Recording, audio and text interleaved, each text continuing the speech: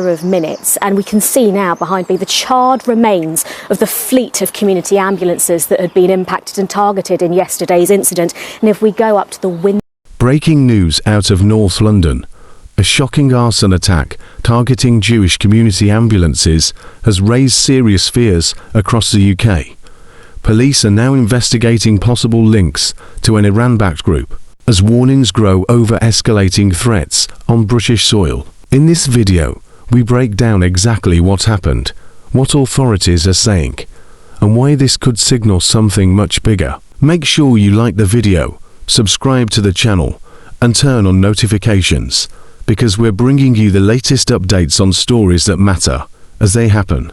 Britain's most senior police officer, Sir Mark Rowley, has warned that the UK faces what he's calling a grave in threats from the Iranian state, after an Islamist group linked to Iran claimed responsibility for the arson attack on 4 Jewish community ambulances in northwest London. Counter-terror police are working to establish if they were, in fact, the group behind it.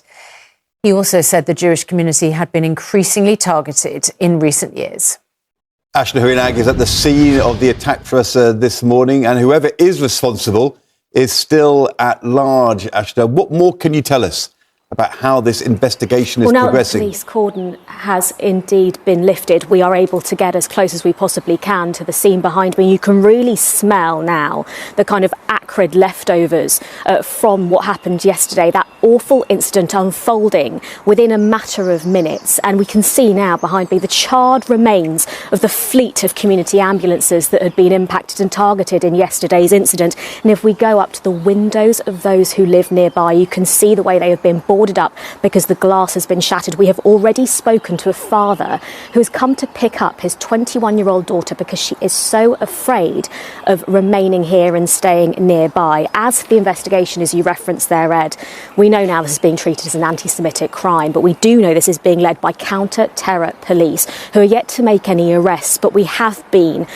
managed to gain access to ITV News, to CCTV footage that appears to show these 3 individuals approaching this fleet of ambulances just over 24 hours ago. What we do know about this investigation is that police are looking into claims made online by this specific group claiming responsibility, but they are looking to see whether there is any authenticity within that. The chief of the Metropolitan Police there, as you said, Susanna, Sir Mark Rowley, spoke to community leaders yesterday, in which he said the rapid growth in recent years of Iranian state threats is grave. None of this is isolated. He went on to say it is too early for me to attribute last night's attack in Golders Green to the Iranian state. That is rightly for the counter-terrorism investigation to determine, but whoever is responsible, the impact is serious. We believe 3 suspects were involved and we are pursuing all lines of inquiry, including an online claim of responsibility by an Islamist group who have claimed other attacks across Europe and have potential Iranian state links. There is fear, there is frustration, and there is anger in this community, though, because for Jewish people, they have this deep sense of unease and they have been living with this tension for so long. And I've been spending time here in the community speaking to one of the leaders yesterday. It's been a great place for Jews to live for many hundreds of years, and it will continue to be. But right now, that resilience is harder. It's the batteries are running lower because every day we get up and we have to deal with this stuff again, just in order to live our lives. Many believe not enough is being done to curb anti-Semitism. Here's what one leader told me about his plea that we all tackle anti-Semitism. What I'm asking people to do is that if you have someone in your friendship group, in your workplace, or in your social media timeline who's saying this kind of thing, who is spouting obsessive nonsense about Jews, Zionists, Israelis, tell them they have a problem. Tell them that you don't agree with them. Tell them you're unfollowing them and blocking them. Stand up to them. The Health Secretary has said he will replace this fleet of ambulances, but what will be incredibly difficult to replace is that confidence in this community that anti-Semitism is being stamped out.